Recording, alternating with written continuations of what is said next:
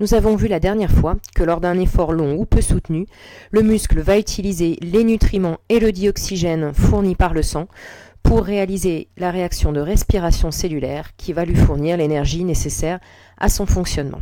Pour quantifier cette quantité de dioxygène et de nutriments, on peut réaliser des prises de sang, donc dans le sang entrant artériel et dans le sang sortant du sang veineux. On observe par exemple que à l'entrée, on a 90 mg de glucose pour 100 ml de sang et qu'il n'en reste plus que 80 à la sortie, ce qui signifie que notre muscle a prélevé la différence, à savoir 10 mg. Même chose pour le dioxygène, il y en avait 20 ml à l'entrée, il n'en reste plus que 15 ml pour 100 ml de sang. Le muscle en a prélevé 5 ml. Donc, on a vu aussi la dernière fois que ce glucose, par exemple, pouvait provenir de l'alimentation ou de réserve. Mais le dioxygène, lui, va venir d'échanges avec l'atmosphère. Quelques rappels en vidéo.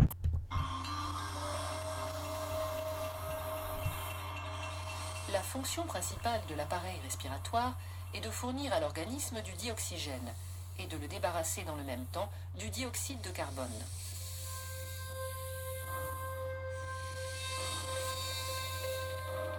Lorsqu'on inspire, l'air entre dans le nez, puis traverse les voies nasales, le pharynx et le larynx. Il descend par la trachée et atteint les bronches, petites voies respiratoires qui se divisent en voies plus petites, les bronchioles. Aboutissant aux alvéoles, petits sacs fragiles en forme de grappe.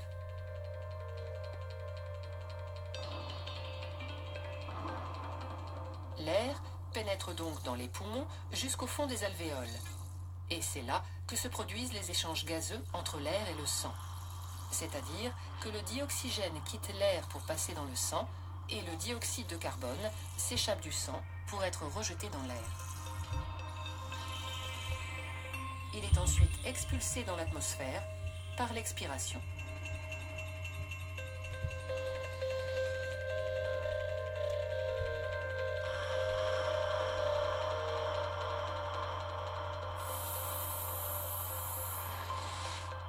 Les échanges se font au niveau des capillaires, vaisseaux sanguins très fins qui tapissent la paroi des alvéoles.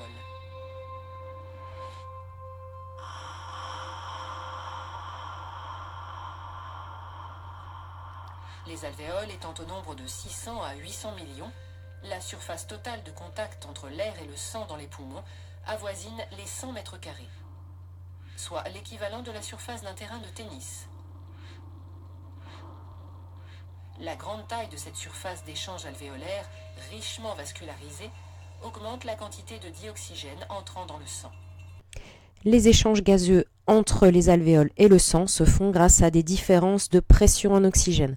On voit ici que dans l'air alvéolaire, elle est à 14, cette pression, alors que dans le sang qui arrive, elle est à 5,3.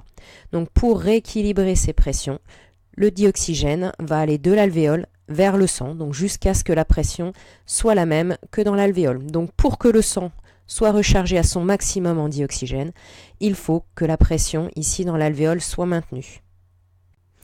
Aussi, nous avons vu que lors d'un effort, la consommation de dioxygène augmentait.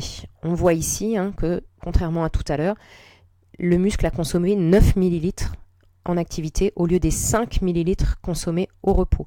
Donc le muscle prend plus de dioxygène dans le sang. Or, si on regarde le sang qui entre, il est toujours chargé à son maximum à 20 ml pour 100 ml de sang. Mais du coup, on peut se poser la question de savoir comment l'organisme arrive-t-il à recharger le sang en O2 de manière à ce qu'il y en ait toujours un maximum à l'entrée du muscle à l'effort. C'est ce que nous verrons lors du prochain TP.